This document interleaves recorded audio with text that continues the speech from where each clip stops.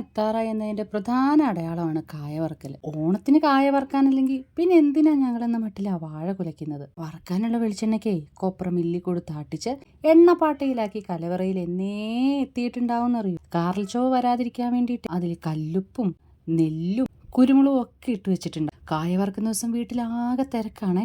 അടുക്കളയിലെ പണികളൊക്കെ ധൃതിയിൽ തീർത്തിട്ട് അടുക്കളപ്പുറത്തെ ചെറിയ തിണ്ണയിലിരുന്ന് അച്ഛമ്മയും അമ്മയും കൂടി കായയുടെ തൊലിയൊക്കെ മാറ്റിയെടുത്ത് കായ വെള്ളത്തിലിട്ട് വെക്കും, കറുത്തു പോവാതിരിക്കാൻ. പിന്നെ നന്നായി തുടച്ചെടുത്ത് കനം കുറച്ചരിയുന്നത് കാണാൻ എന്തൊരു ശേലാണെന്ന്. ഉപ്പേരി ഉരുളി അടുപ്പത്തെടുത്ത് വെച്ചു കൊടുക്കുന്ന അച്ഛനാണ് കേട്ടോ. അതിലൊഴിച്ച് വെളിച്ചെണ്ണ നന്നായി തിളച്ച് മണം അടുക്കളയിലങ്ങ് പരന്നു തുടങ്ങുമ്പോഴേക്കും അരിഞ്ഞു വെച്ച കഷ്ണങ്ങളിലേക്ക് ഉപ്പ് തിരുമ്മി എണ്ണയിലേക്കിടും. തീ കുറച്ചും കൂട്ടിയും പാകം നോക്കി ഇളക്കി കൊടുക്കണം. സ്വർണ്ണവർണ്ണ നിറമുള്ള കായവറവിനെ കോരിയെടുത്ത് കൊട്ടയിലിടുമ്പോഴേക്കും വാരിയെടുത്തോടാൻ ഞങ്ങൾ റെഡി. ആദ്യത്തെ 2-3 ട്രിപ്പ് ഞങ്ങൾക്ക് ഉപ്പ് നോക്കാനുള്ളതാണേ, ബാക്കി ഓണത്തിന്.